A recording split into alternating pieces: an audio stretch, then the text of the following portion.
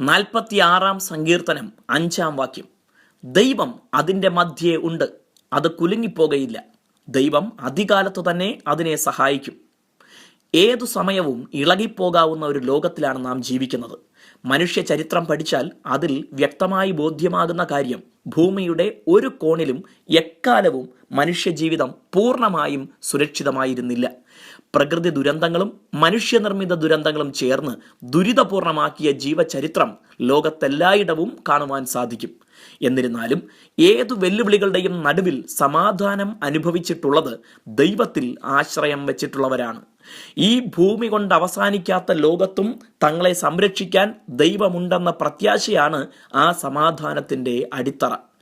ദൈവം അനുവദിക്കാതെ ഒരു മുടി പോലും വീണു പോകയില്ല എന്ന ഉറപ്പ് അവർക്കെപ്പോഴും ഉണ്ടായിരിക്കും. ഏതു ശക്തനായ വ്യക്തിയുടെയും ജീവിതം വളരെ പ്രശ്നങ്ങളാൽ നിറയപ്പെട്ട സാഹചര്യങ്ങളിലൂടെ കടന്നുപോയിട്ടുണ്ട്. ബൈബിളിലെ ശക്തരായ കഥാപാത്രങ്ങൾ പോലും എത്രയോ വലിയ മാനസിക സംഘർഷങ്ങൾ പലതവണ നേരിട്ടവരാണ്. അവിടെയെല്ലാം അവർ നിലനിന്നത് ദൈവത്തിൻ്റെ കരം അവരെ സഹായിച്ചതിനാലാണ്. പ്രശ്നങ്ങളും വെല്ലുവിളികളും ജീവിതത്തിൽ അടിക്കടി ഉണ്ടാകുമ്പോൾ നാം ഭയന്നു പോകരുത്. ദൈവത്തിൽ ആശ്രയിക്കുക. ദൈവം നമ്മോടുകൂടെ ഉണ്ടെന്ന് ഉറപ്പുവരുത്തുക.